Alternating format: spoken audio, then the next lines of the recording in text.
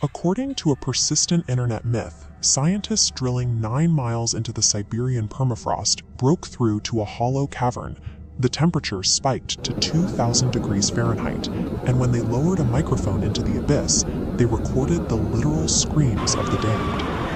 This viral legend was actually built around a massive scientific undertaking, a Soviet research program designed to explore the deep structure of the Earth's crust. In the 1960s and 70s, the United States and the Soviet Union were competing for dominance across every scientific frontier. While rockets were pointing toward the stars, engineers were also pointing drills straight down.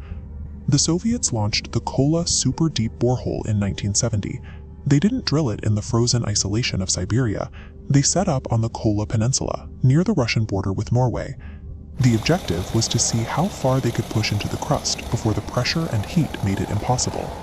By 1989, the Kola drill reached 12,262 meters, dropping further into the crust than the Marianas Trench plunges into the ocean. Down at the 6-kilometer mark, researchers extracted ancient plankton microfossils, forcing geologists to reconsider where life could leave a footprint. The drill also hit intensely fractured rock filled with hot mineralized water. Up until then, geologists assumed the crust at that depth would be completely solid and dry. At the very bottom, the equipment registered 180 degrees Celsius. That heat warped the drill bits and eventually halted the operation.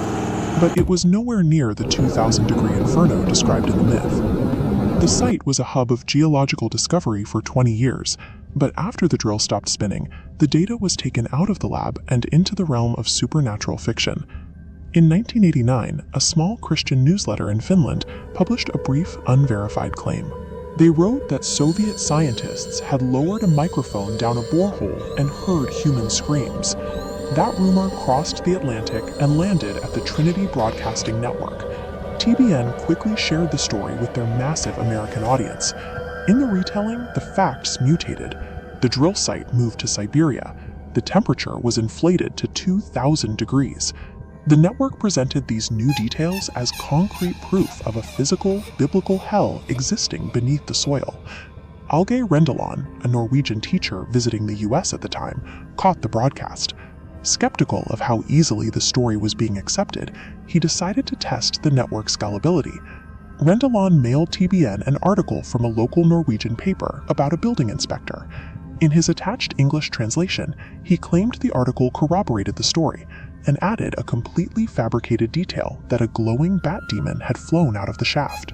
Without verifying the translation, the network aired Rendeland's bat demon claim as further proof. A deliberate hoax had been legitimized by a platform seeking to confirm its own beliefs. The story transitioned perfectly to early internet forums and late-night paranormal radio. By 1998, it reached Art Bell's widely syndicated Coast to Coast AM. That broadcast introduced a supposed recording captured deep inside the borehole.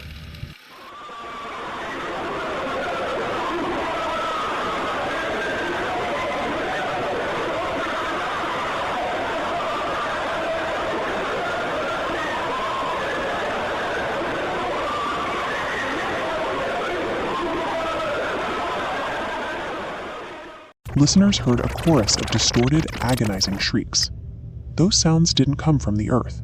Audio engineers eventually traced the screams to a 1972 Italian horror film called Barren Blood. Someone had taken the movie's soundtrack, looped it, and distorted the audio to sound like it was coming from an abyss. By the time the audio was debunked, the hoax had already done its work. The fabricated tape gave the rumor the sensory evidence it needed to survive. Back in the real world, the Kola project was facing a different kind of end. The fall of the Soviet Union decimated the state's budget, leaving the borehole initiative without funding.